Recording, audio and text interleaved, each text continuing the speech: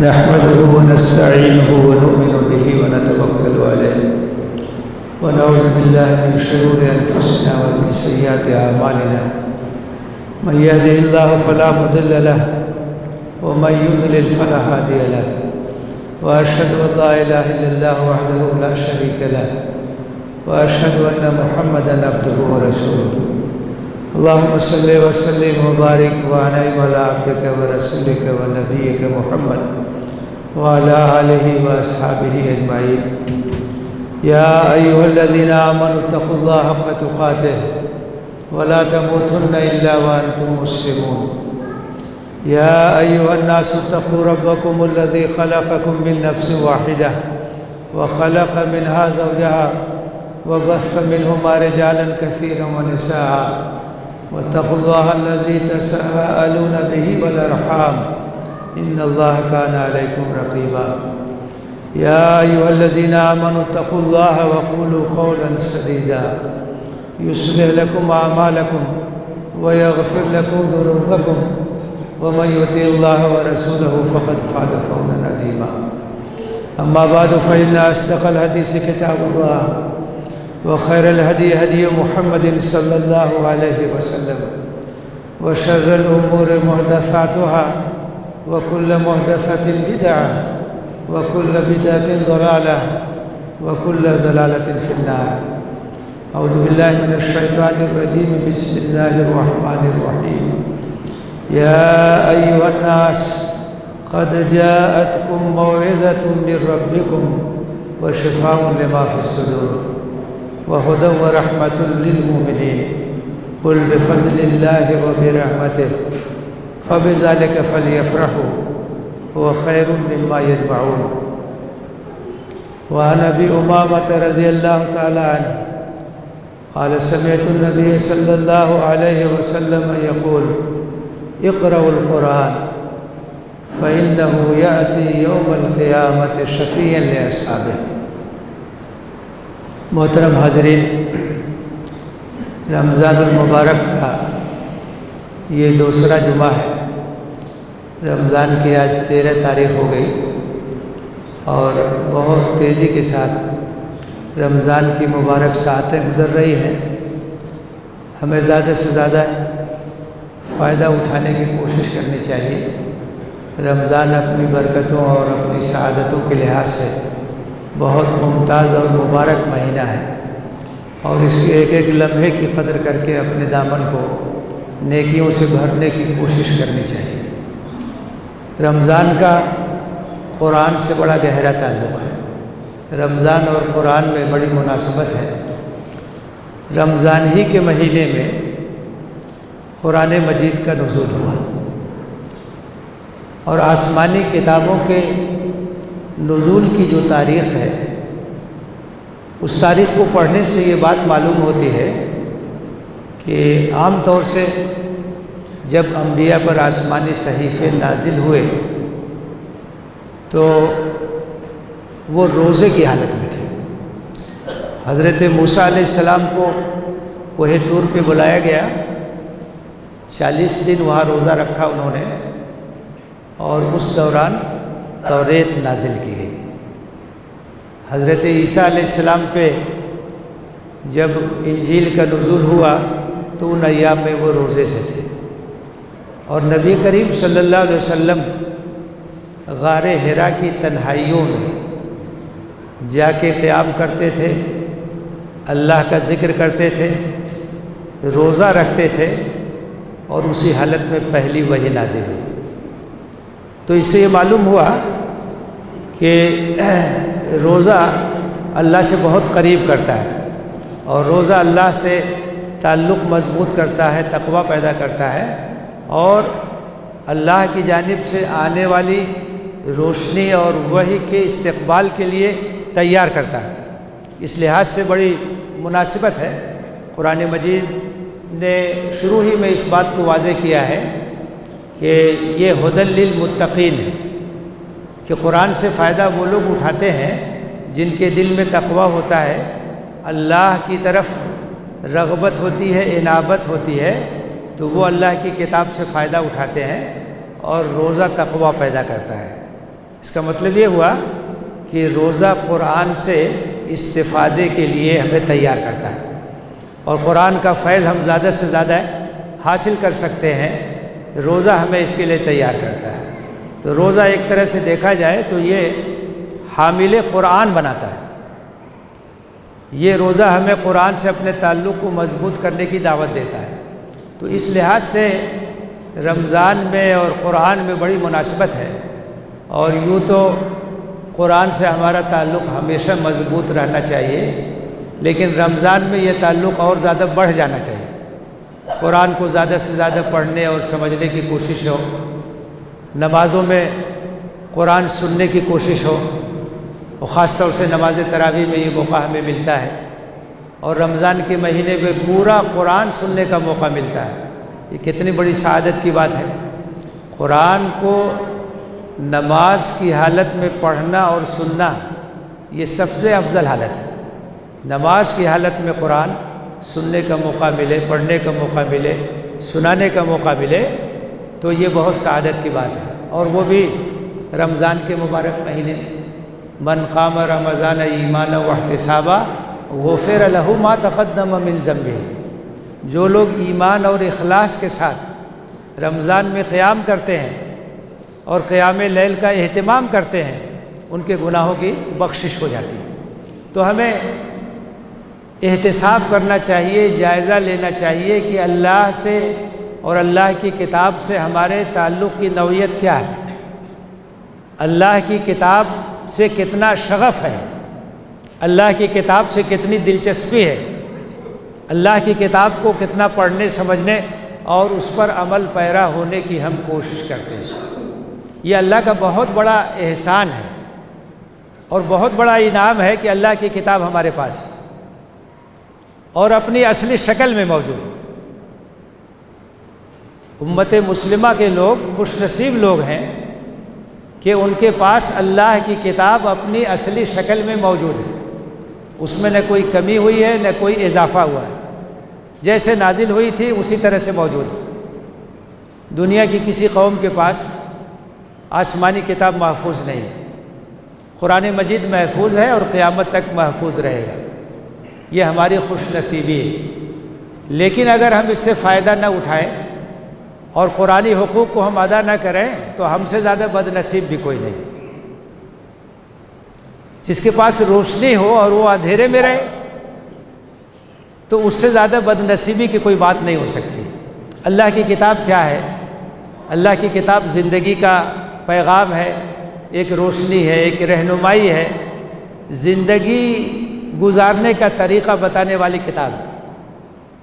سورہ یونس کی 2 آیتیں ابھی آپ کے سامنے پڑھی گئی ہیں، آیت نمبر 57، آیت نمبر 58۔ یا ایھا الناس قد جاءتکم موعظۃ من ربکم، اے لوگو تمہارے پاس تمہارے پروردگار کی جانب سے نصیحت آ گئی۔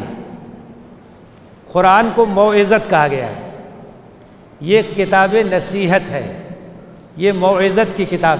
اس کا انداز ایسا ہے، اسلوب ایسا ہے کہ آدمی جب غور کرتا ہے تو اس کے دل پر اثر ہوتا ہے، اس کی تاثیر بہت زیادہ ہے۔ اس کا انداز اور اس کے مضامین، اس کا اسلوب ایسا ہے کہ انسان کے دل پر اس کا اثر ہوتا ہے۔ اگر توجہ سے پڑھے گا اور اس پر غور کرے گا تو یہ موعظت ہے، یہ سامان نصیحت ہے۔ یا ایھا الناس قد جاءتکم موعظۃ من ربکم وشفاء لما فی الصدور، اور دلوں کے جو امراض ہیں اس کے لیے یہ نسخہ شفا ہے۔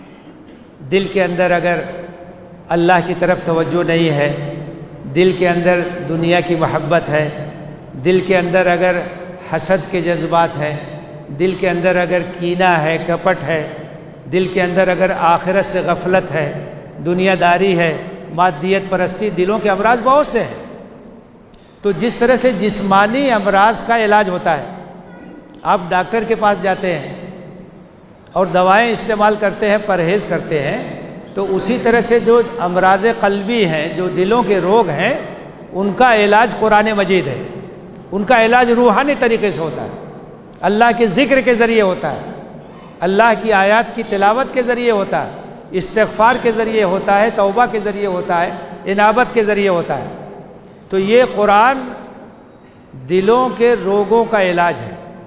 وَشِفَاءٌ لِمَا فِي الصُّدُورِ، وہ بیماریاں جو دلوں کے اندر ہیں، سینوں کے اندر ہیں، اس کے لیے نسخہ شفا کیا ہے؟ قرآن مجید۔ قرآن کو ٹھیک سے پڑھیں گے تو دلوں کے امراض کا علاج ہو جائے گا اور دل صاف ہو جائے گا۔ وَهُدًى وَرَحْمَةٌ لِّلْمُؤْمِنِينَ، اور سامان ہدایت ہے، سامان ہدایت ہے، رہنمائی ہے، یہ ایک گائیڈ لائن ہے اور رحمت کا سامان ہے اہل ایمان کے لیے۔ ظاہر ہے کہ اہل ایمان ہی اس سے فائدہ اٹھاتے ہیں۔ کوئی آدمی اگر اس پر ایمان ہی نہ لائے اور اس سے استفادہ کے لیے تیار ہی نہ ہو، ضرورت ہی نہ محسوس کرے، تو قرآن اس کے لیے کس طرح سے مفید ہو سکتا ہے؟ آپ جب اس کو اللہ کی کتاب مانیں گے، اس کی عظمت کو تسلیم کریں گے اور اس سے استفادہ کے لیے اپنے آپ کو تیار کریں گے، تبھی یہ قرآن آپ کے لیے مفید ہوگا۔ تو اس لحاظ سے فرمایا وَهُدًى وَرَحْمَةٌ لِّلْمُؤْمِنِينَ، ہدایت ہے، رحمت ہے اہل ایمان کے لیے۔ تو کئی اوصاف قرآن کے یہاں ذکر کیے گئے ہیں۔ یہ موعظت ہے، نصیحت ہے، یہ دلوں کے امراض کا علاج ہے، یہ ہدایت کا سامان ہے، یہ رحمت ہے، اللہ کا انعام ہے، اللہ کا کرم ہے۔ قُلْ بِفَضْلِ اللَّهِ وَبِرَحْمَتِهِ، یہ اللہ کی رحمت اور اللہ کے فضل کا نتیجہ ہے۔ اللہ چونکہ مہربان ہے، بندوں سے محبت کرتا ہے، اس لیے ان کی ہدایت کے لیے اس نے قرآن نازل کیا۔ الرحمن علم القرآن، وہ خدائے رحمان ہے، اس لیے اس نے قرآن کی تعلیم دی کہ انسان گمراہ نہ ہونے پائے، راہ راست سے بھٹکنے نہ پائے۔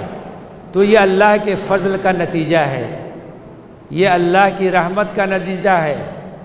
فَبِذَلِكَ فَلْيَفْرَحُوا، تو خوشی تو اسی پر منانی چاہیے، خوشی تو اسی پر منانی چاہیے کہ ہمارے پاس قرآن ہے، ہمارے پاس اللہ کا پیغام ہے، ہمارے پاس ہدایت کا سامان ہے، اس پر خوشی منانی چاہیے، اس پر مسرت کا اظہار کرنا چاہیے کہ ہم خوش نصیب لوگ ہیں کہ ہمارے پاس اللہ کی کتاب موجود ہے، ہمارے پاس ہدایت کا سامان موجود ہے۔ فَبِذَلِكَ فَلْيَفْرَحُوا، اسی پر لوگوں کو خوشی منانی چاہیے۔ هُوَ خَيْرٌ مِّمَّا يَجْمَعُونَ، یہ دنیا جو سمیٹ رہے ہیں اسے بہتر ہے۔ یہ خزانہ، یہ جو قرآن کا خزانہ ہے، یہ جو اللہ تعالیٰ کی رحمت کا سامان ہے، ہدایت کا سامان ہے، یہ اس چیز سے بہتر ہے جس کے پیچھے دنیا والے بھاگ رہے ہیں، مادے کے پیچھے بھاگ رہے ہیں، دولت کے پیچھے بھاگ رہے ہیں، دنیا داری کے پیچھے بھاگ رہے ہیں، اور اسی میں اپنا مستقبل سمجھتے ہیں، اپنی کامیابی سمجھتے ہیں۔ تو قرآن یہ کہہ رہا ہے کہ تمہارے پاس تو یہ اللہ کی لازوال نعمت ہے، اور یہاں سے لے کے آخرت تک فائدہ اٹھانے والی چیز ہے، قبر میں کام آنے والی چیز ہے، یہ اس سے بہتر ہے جس کے پیچھے اور لوگ بھاگ رہے ہیں۔ تو اتنی بڑی چیز اور اتنی عظیم الشان چیز قرآن مجید کی شکل میں اسی رمضان کے مہینے میں ہمیں ملی ہے۔ اس کتاب کی قدر و قیمت کو پہچاننا چاہیے، اور اس کتاب کے حقوق کو ادا کرنے کے لیے ہمیں تیار رہنا چاہیے۔ اللہ تعالیٰ جب کسی قوم کو اپنی کتاب سے نوازتا ہے تو اس قوم کی قسمت اسی کتاب کے ساتھ وابستہ ہو جاتی ہے۔ اگر وہ قوم اس کتاب کا حق ادا کرے گی تو وہ کامیاب ہوگی، اور اگر اس کا حق نہیں ادا کرے گی تو وہ کامیاب نہیں ہوگی۔ حضرت عمر رضی اللہ تعالیٰ عنہ روایت کرتے ہیں کہ میں نے نبی صلی اللہ علیہ وسلم کو یہ فرماتے ہوئے سنا، ان اللہ یرفع بہذا الکتاب اقواما ویضع بہ آخرین۔ اللہ کے رسول نے فرمایا کہ اس کتاب کے ذریعے سے بہت سارے لوگوں کو عزت اور سربلندی ملے گی، اور بہت سے لوگ ذلیل اور رسوا ہو جائیں گے۔ جو لوگ اس کتاب کا حق ادا کریں گے وہ عزت اور سربلندی سے ہمکنار ہوں گے، اور جو اس کتاب کو پس پشت ڈال دیں گے اور اس کے حقوق کو پامال کریں گے وہ اللہ کی تائید اور نصرت سے محروم ہوں گے اور ذلت سے رسوائی سے ان کو کوئی بچا نہیں سکتا۔ اس کتاب کا حق ہے کہ اس کو پڑھا جائے، اس کتاب کا حق ہے کہ اس کو سمجھا جائے، اس پر غور کیا جائے، اس کتاب کا حق ہے کہ اس پر عمل کیا جائے، اپنی زندگی میں اس کو اتارا جائے، اور اس کتاب کا حق ہے کہ اس کے پیغام کو عام کیا جائے، عام لوگوں تک اسے پہنچایا جائے۔ اگر یہ حقوق ادا ہوں گے تو عزت اور سربلندی یہ حاصل ہوگی، اللہ کی تائید ہوگی، اللہ کی نصرت ہوگی، اور یہ حقوق ادا نہیں ہوں گے تو اللہ کی نصرت اور تائید سے ہم محروم ہو جائیں گے اور ذلت اور رسوائی کا ہم شکار ہو جائیں گے۔ حضرت ابو امامہ رضی اللہ تعالیٰ عنہ بیان کرتے ہیں کہ نبی صلی اللہ علیہ وسلم نے فرمایا اقرأوا القرآن فإنه يأتي یوم القیامت شفیعا لأصحابہ، کہ اللہ کے رسول نے فرمایا کہ قرآن پڑھو، کیونکہ قیامت کے دن قرآن اپنے اصحاب کے لیے، اہل قرآن کے لیے سفارشی بن کر کے آئے گا۔ روزہ بھی سفارش کرے گا اور قرآن بھی سفارش کرے گا۔ روزہ یہ کہے گا کہ اے اللہ، میں نے اس بندے کو دن میں کھانے پینے سے روکے رکھا اور اس نے تیرے خاطر بھوک اور پیاس کی تکلیف برداشت کی، میری سفارش اس کے حق میں قبول کر لے۔ اور قرآن کہے گا کہ میں نے رات میں اس کو سونے سے روکے رکھا، یہ لمبا لمبا قیام کرتا تھا اور مجھے پڑھتا تھا، سنتا تھا، مطالعہ کرتا تھا، غور کرتا تھا، میری سفارش اس کے حق میں قبول کر لے تو اللہ تعالیٰ ان کی سفارش کو قبول کرے گا۔ تو قیامت کے دن قرآن بھی سفارش کرے گا، روزہ بھی سفارش کرے گا۔ ایک بات جو سمجھنے کی ہے، یہ کہا گیا کہ اقرأوا القرآن، قرآن پڑھو، تو کوئی چیز پڑھنے کا مطلب کیا ہوتا ہے؟ پڑھنے کا مطلب ہوتا ہے سمجھ کے پڑھنا۔ ہم کوئی کتاب پڑھتے ہیں تو سمجھ کے پڑھتے ہیں، کوئی خط پڑھتے ہیں تو سمجھ کے پڑھتے ہیں، کوئی میسج پڑھتے ہیں تو اس کو سمجھ کے پڑھتے ہیں، بغیر سمجھے پڑھنے کا کوئی تصور نہیں۔ قرأت کا مطلب ہی یہی ہے، سمجھ کے پڑھنا اور اس کے اندر سنانے کا بھی مفہوم کہ اس کو سناؤ اور لوگوں تک پہنچاؤ۔ تو ہمارے اندر جو یہ رواج ہو گیا ہے کہ زندگی بھر بغیر سمجھے ہم قرآن پڑھتے رہتے ہیں، یہ بالکل غلط ہے، یہ دین کے مزاج کے بالکل خلاف ہے۔ قرآن اس لیے آیا ہے کہ اس کو پڑھا جائے، اس کو سمجھا جائے، اس کی آیتوں پر غور کیا جائے۔ افلا یتدبرون القرآن، کیا یہ قرآن پہ غور نہیں کرتے؟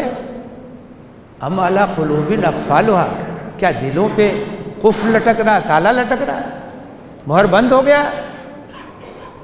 تو قرآن تو غور کرنے کے لیے، سمجھنے کے لیے، یہ نازل اس لیے ہوا ہے کتاب انزلناہ الیک مبارک لیدبروا آیاتہ ولیتذکر اولو الالباب، یہ ایک مبارک کتاب ہے جس کو ہم نے نازل کیا ہے تاکہ لوگ اس کی آیتوں پر غور کریں اور اہل دانش اور اہل بصیرت اس سے نصیحت حاصل کریں۔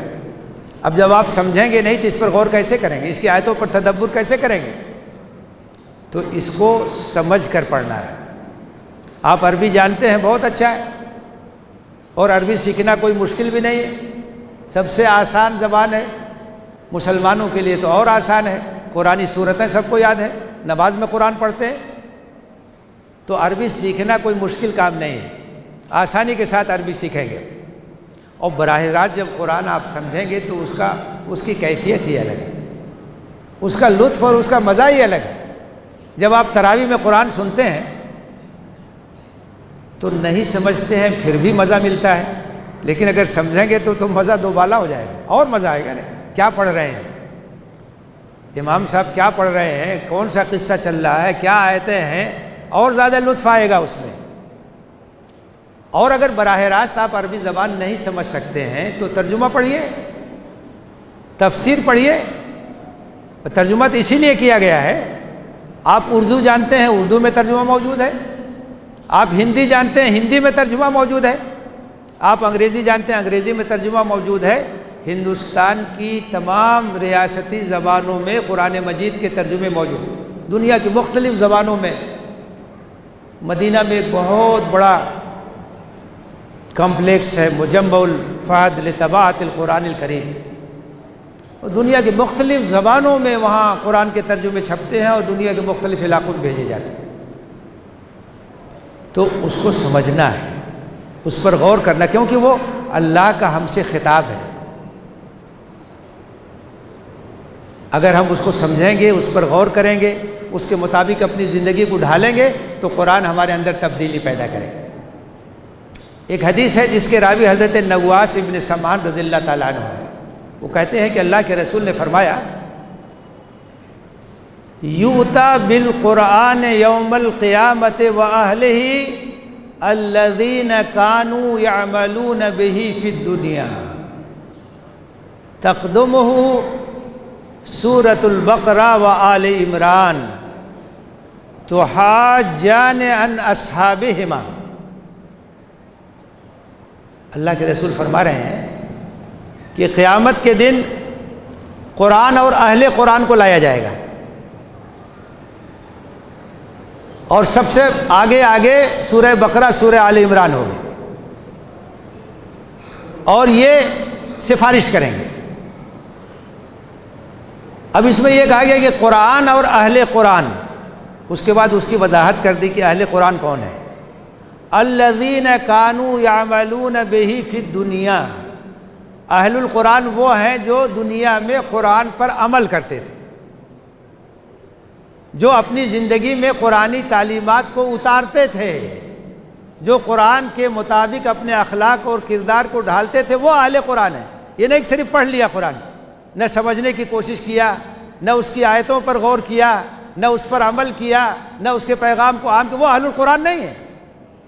اہل القرآن الذین کانوا یعملون بہ فی الدنیا، اہل القرآن صاحب قرآن وہ لوگ ہیں جو دنیا میں قرآن مجید کی تعلیمات پر عمل کرتے تھے، اس کی چلتی پھرتی تصویر تھے۔ صحابہ اسی طرح سے قرآن پڑھتے تھے، 10 آیتیں سیکھتے تھے، اس پر عمل کرتے تھے، پھر 10 آیتیں سیکھتے تھے۔ تو اصل اہمیت اس بات کی ہے کہ ہم قرآن کو اس طرح سے پڑھیں جس طرح سے صحابہ قرآن مجید کو پڑھتے تھے۔ قرآن کو پڑھیے، اس کو سمجھیے، اس پر غور کیجیے، اس کو اپنی زندگی میں اتاریے، قرآن کی تصویر بننے کی کوشش کیجیے، اس کے پیغام کو عام کیجیے۔ حضرت عبداللہ ابن عمر رضی اللہ تعالیٰ عنہما کی روایت ہے، قال سمعت النبی صلی اللہ علیہ وسلم یقول لا حسد الا فی اثنتین، 2 ہی طرح کے لوگ ہیں جن پر رشک کرنا چاہیے، قابل رشک ہے۔ دیکھیے رشک اور حسد میں فرق ہے۔ حسد تو جلن کو کہتے ہیں، کوئی آدمی اچھی حالت میں ہے، آپ دیکھ کر کے جلیں اور کوڑھیں اور یہ تمنا کریں کہ وہ ان تمام چیزوں سے محروم ہو جائے، یہ حسد ہے۔ بہت بہت بڑی بیماری ہے یہ۔ آج اکثر لوگوں کا حال یہ ہے کہ وہ اپنے دکھ سے نہیں، دوسروں کے سکھ سے پریشان رہتے ہیں۔ یہ حسد کی بیماری ایسی ہے جو انسان کو جلاتی رہتی ہے اور تمام نیکیوں کو جلا کے رکھ دیتی ہے حسد۔ تو حسد تو ناپسندیدہ چیز ہے، لیکن رشک یہ ہے کہ کوئی آدمی اچھی حالت میں ہے، آپ کو یہ خواہش ہو کہ میری بھی ایسی حالت ہو تو میں اللہ کے دین کا کام کروں گا، تو یہاں کوئی منفی جذبہ نہیں ہے۔ تو آپ نے فرمایا کہ 2 طرح کے لوگ قابل رشک ہیں۔ رجل آتاہ اللہ القرآن فہو یقوم بہ آناء اللیل و آناء النہار، ایک تو وہ آدمی ہے جس کو اللہ تعالیٰ نے قرآن سے نوازا ہے، وہ صاحب قرآن ہے، قرآن کا علم اس کے پاس ہے، اور رات میں دن میں قرآن کے ساتھ اپنے اوقات گزارتا ہے، قرآن کا مطالعہ کرتا ہے، اس پر غور کرتا ہے، نماز میں قرآن پڑھتا ہے، قرآن کے ساتھ اس کے اوقات گزرتے ہیں، اس کو عام کرتا ہے، اس کو پھیلاتا ہے۔ یہ آدمی قابل رشک ہے۔ آپ تمنا کیجئے کہ اللہ مجھے بھی یہ چیز ملے تو میں بھی اسی طرح سے قرآن سے فائدہ اٹھاؤں گا، اس کا فیض عام کروں گا۔ یہ آدمی قابل رشک ہے۔ وَرَجُلٌ آتَاهُ اللَّهُ مَالًا فَهُوَ يُنْفِقُهُ آنَاءَ اللَّيْلِ وَآنَاءَ النَّهَارِ، دوسرا آدمی وہ ہے جس کو اللہ نے مال و دولت سے نوازا ہے اور اللہ کے راستے میں وہ دن میں رات میں دل کھول کے خرچ کرتا ہے، خوب انفاق کرتا ہے، اللہ کے بندوں کی مدد کرتا ہے، یہ قابل رشک ہے۔ آپ تمنا کیجئے کہ اللہ مجھے بھی اگر مال و دولت کی نعمت سے نوازے گا، میں اسی طرح سے تیرے راستے میں خرچ کروں گا۔ تو یہ قابل رشک لوگ ہیں جن کے پاس قرآن کا علم ہے، جو قرآن کی روشنی سے اپنی زندگی بھی منور کرتے ہیں اور اس کی روشنی کو عام کرنے کی کوشش کرتے ہیں۔ میرے بزرگوں، میرے بھائیوں، رمضان کا یہ بہت بڑا پیغام، اور یاد رکھیے جس دن امت صحیح معنوں میں حامل قرآن بن جائے گی، اس امت کو آگے بڑھنے سے کوئی روک نہیں پائے گا۔ ہماری عزت اور ہماری سربلندی کا راز قرآن ہے، ہماری ترقی کا راز قرآن ہے۔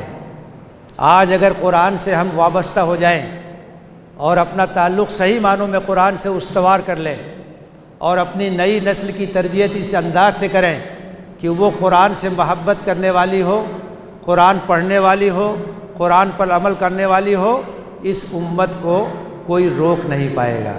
صحابہ کرام کے اندر یہی خصوصیت تھی، اللہ تعالیٰ نے ان کے دلوں میں قرآن کی محبت پیدا کر دی تھی، قرآن کا عشق پیدا کر دیا تھا، قرآن سے شغف پیدا کر دیا تھا۔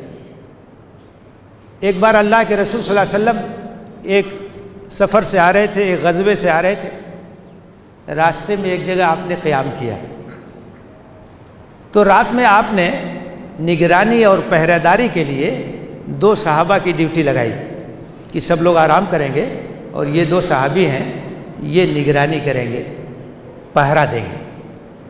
تو سب لوگ سو گئے۔ وہ لوگ ایک ٹیلے پر بلند جگہ پر بیٹھے تھے کہ یہاں سے سب کچھ نظر آئے گا، دور سے بھی کوئی آئے گا تو نظر آئے گا۔ اور رات کا آدھا حصہ گزر گیا، تو اس میں سے ایک ساتھی نے اپنے ساتھی سے کہا کہ آپ تھوڑا سا آرام کر لیں، میں دیکھ رہا ہوں۔ تو ایک صاحب آرام کرنے لگے۔ اب جو جگ رہے تھے انہوں نے کہا کہ ایسے ہی میں جگ رہا ہوں تو کیوں نہ نماز پڑھو۔ تو انہوں نے نماز کی نیت باندھ لی، تہجد پڑھنے لگے۔ اب ایک تو بلندی پہ تھے، اب نماز پڑھنے کے لیے کھڑے ہو گئے، تو اب ظاہر ہے کہ دور سے نظر آئیں گے وہ، تو کسی دشمن نے دور سے دیکھ لیا نماز پڑھتے ہوئے، تو اس نے اپنے تیر کا نشانہ لیا اور چلایا، وہ تیر آ کے لگا ان کے جسم میں۔ نماز پڑھ رہے تھے، نماز جاری رکھی، تیر کو نکال کے پھینک دیا، دوسرا تیر لگا، نماز جاری رکھی، تیسرا تیر جب لگا تو وہ رکوع میں گئے، جلدی سے اپنی نماز مکمل کی اور اپنے ساتھی کو جگایا، پھر لوگوں نے پیچھا کیا، وہ بھاگ گیا، تو کافی خون نکل گیا تھا۔ تو ان کے ساتھی نے کہا کہ اللہ کے بندے، جب پہلا تیر لگا تھا تو اسی وقت مجھ کو جگا دیا ہوتا، اتنا خون تمہارا ضائع ہوا۔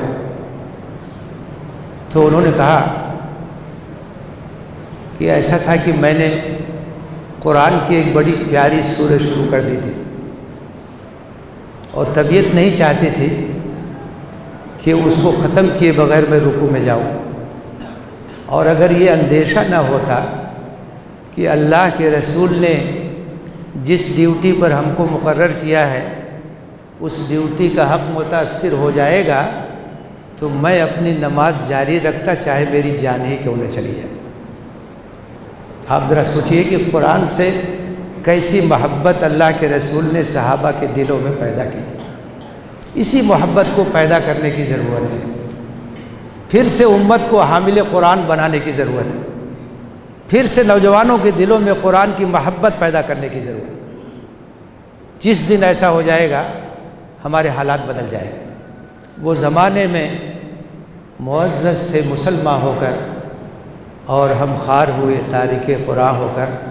اللہ سے دعا ہے کہ ہمیں قرآن کی عظمت کو سمجھنے کی توفیق دے، ہمارے دلوں میں قرآن کی محبت پیدا کر دے، نئی نسل میں نوجوانوں میں قرآن سے شغف پیدا کر دے، قرآن کا حق ادا کرنے کی ہمیں توفیق دے۔